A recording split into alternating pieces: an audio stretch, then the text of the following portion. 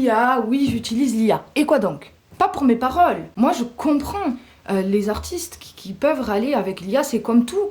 Vous voyez là en ce moment, parce que je fais du business en ligne, donc j'utilise l'IA pour créer mes visuels.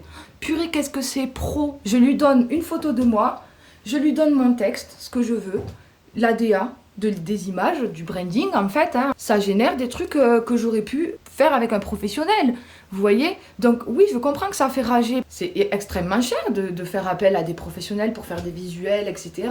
Et puis quand on veut en faire plein, parce que ben, nous, quand on travaille dans le digital, on doit poster énormément et tout. Donc voilà, bref. Donc ceci étant dit, je reviens à la musique. Oui, c'est pareil, je comprends. Mais ça va, quelque part, la musique, c'est un peu différent parce que, vous voyez, moi...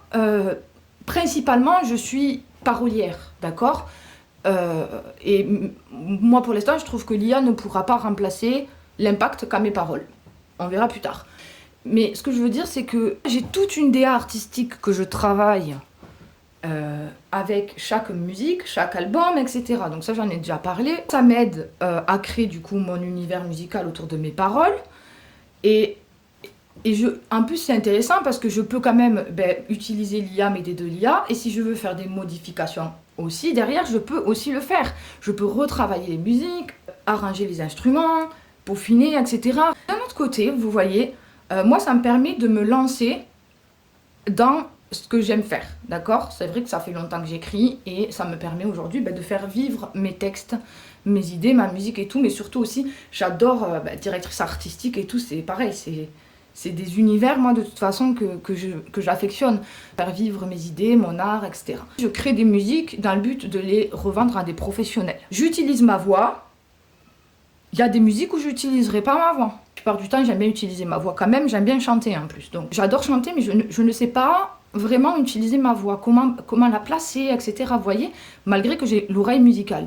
Donc, en fait, ce qui se passe, c'est qu'aussi, l'IA, ça permet de me donner des idées. Comment utiliser ma voix, vous voyez?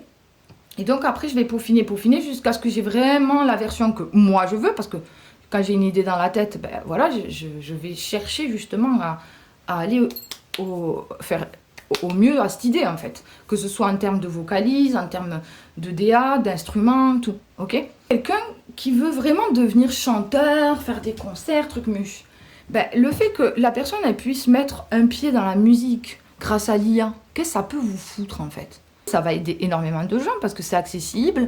Si t'as pas trop le temps, si t'as pas trop les finances, si t'es vraiment débutant, que t'as pas d'entourage qui s'y connaît, etc., les gens ils vont pouvoir du coup commencer à essayer de se faire connaître en tant que chanteur, en tant que...